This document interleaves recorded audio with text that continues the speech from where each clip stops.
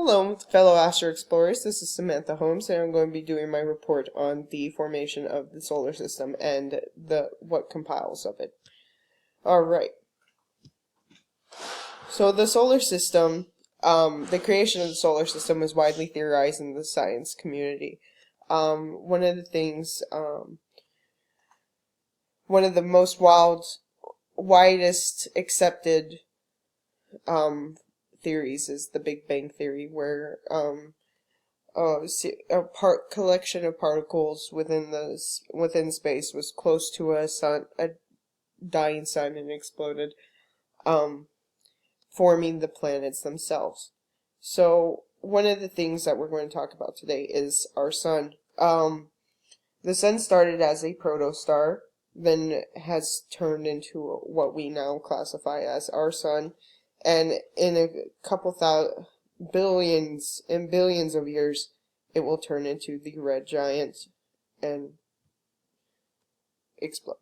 The sun radius is about 4,300 miles radius-wise. It is a G-type star and classified as a yellow dwarf, so it's on the smaller scale of stars in any solar system, really. It is primarily made of hydrogen and helium. It is about 300.5 million degrees.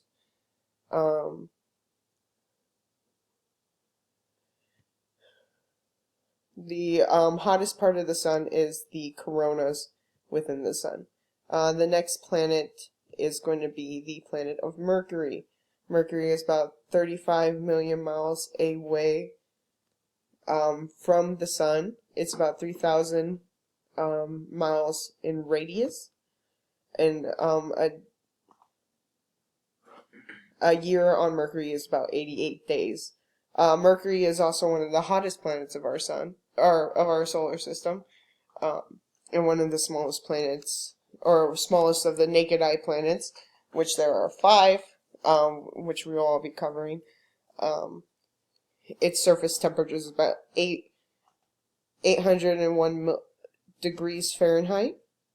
Thus far, only 2 spacecrafts have visited Mercury in exploration. One of those spacecrafts is the Messenger mission. The next planet that we will be visiting is the planet of Venus. Venus is radius is about 3,760 miles. It is also known as the sister planet of Earth. Its rotation around the sun is about 243 days compared to Earth's. It is actually the hottest planet in our solar system, and with a temperature of 864 degrees, which is slightly higher than Mercury's itself. The atmospheric pressure on Venus is 92 times greater than of Earth. The next object in the sky we're going to look at is the moon. The moon is about 200,000 miles radius-wise. It is larger than the dwarf planet Pluto, and has only had 9 manned missions sent to it, but it is the most visited by humans of any spatial object in our skies. Our next planet that we'll be visiting is the planet of Mars. Mars is about 4,000 miles radius-wise and negative 87 degrees. Mars, a unique fact is that Mars and Earth have approximately the same kind of landmass. Mars is actually home to the solar system's largest mountain / volcano, and most scientists believe that it is still active.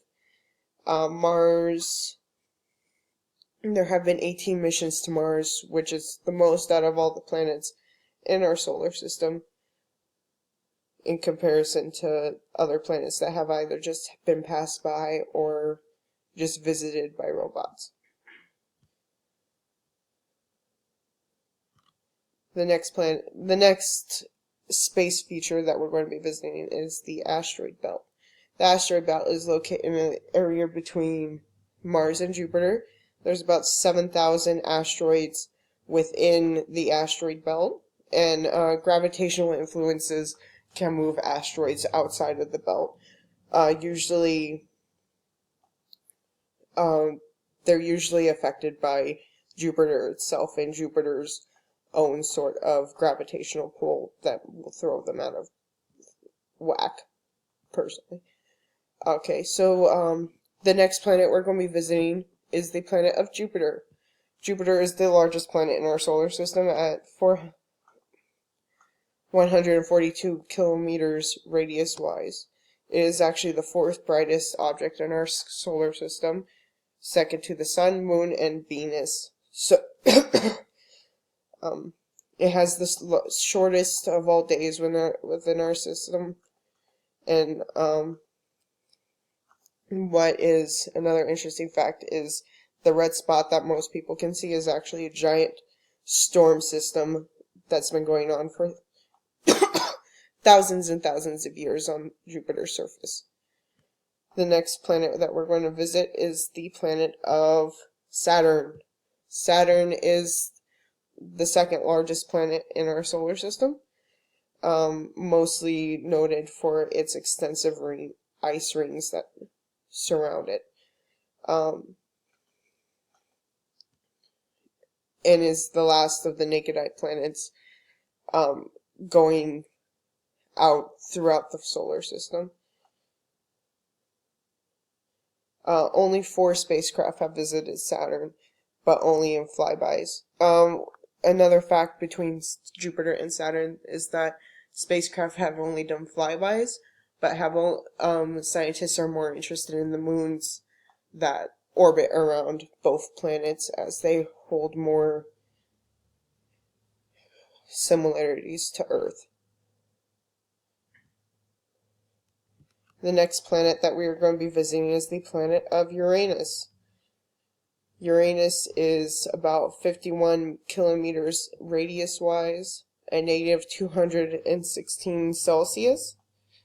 On the surface, it hits the coldest temperatures of any planet in our solar system. It was discovered by Sir William Herschel in the 1700s, and has only had one flyby within its history of space exploration. The next planet that we're going to be visiting is the planet of Neptune. Neptune is the sister planet to Uranus, so between Neptune and Uranus, Neptune is actually one of the smaller of the ice giants in our sun. To the ancients, Neptune was first observed in the 1800s. It has actually very active climate compared to the climate of Uranus, and is orbited by 14 different planets.